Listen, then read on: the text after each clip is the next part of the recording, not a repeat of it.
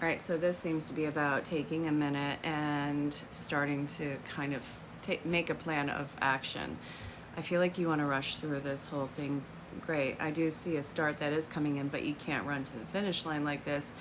There is already going to be conflict whether or not you rush. But if you rush, it's going to be a lot harder on yourself. For this, it almost feels like pause, think, act, and invest. Now, does this deal with actual investments? I guess it would have to depend on the person. But what I see is a major payoff happening. But at first, you're going to have a lot of adversity, and you do need to be very mindful of that.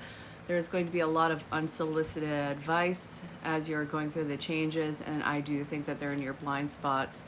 So try and remain as neutral and objective as possible when listening to people, because not everybody's going to have your best interest, but also not everybody's going to be taking advantage of you.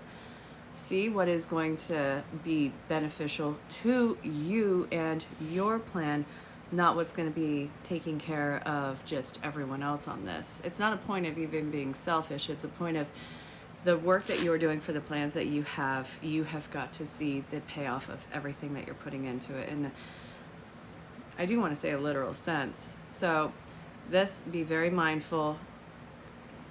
And if you're feeling like there's too much change going on, you're going to have to disconnect. Allow for yourself to become rebalanced by whatever method that you use. Obviously, keep it legal and keep it safe. And then step back to the work.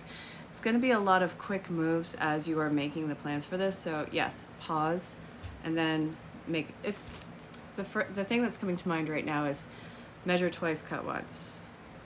You know what I'm saying? I really hope that this makes sense. You will see the payoff of this, but you have to be very careful about the choice and the information that you are taking in. It's going to be highly in your benefit, but again, if you rush to get there, it's going to be your undoing. Hope this finds you well.